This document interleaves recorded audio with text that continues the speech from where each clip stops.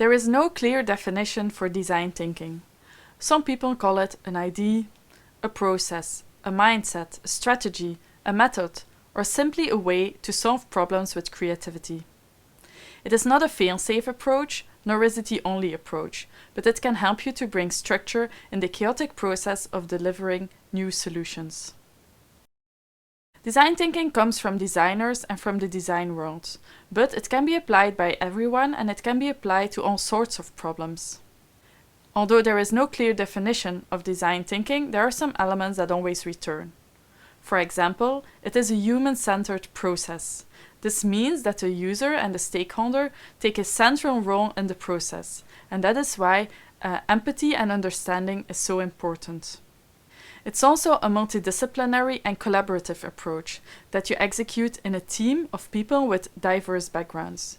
And these different points of views will help you to look at the problem from different angles and will lead to better solutions. In many cases, you will even co-create the final solution together with the users or the different stakeholders.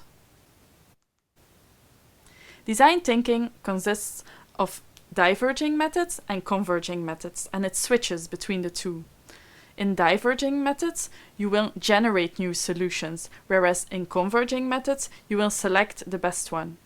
For example, during ideation, you will generate a lot of ideas and then finally select the best one. And when you're prototyping, you will build a lot of prototypes and then finally select the best prototype. Design thinking is also an iterative process that allows for fast learning. It's an iterative process because you go through the same steps over and over again, and this in a very short cycle time.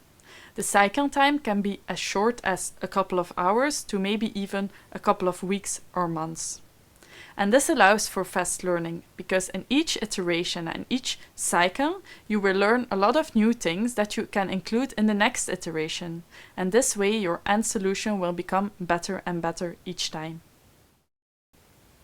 If it's the first time that you are experiencing the design thinking process, you might feel a little bit out of your comfort zone. However, the more often you will do this, the more you will feel at ease. However, if you are just beginning, here are 4 tips to help you get started. Everybody can be a designer, just have trust in your creative abilities. When you were a child, you were able to come up with lots of creative solutions, and that child is still inside you. Embrace a beginner's mind.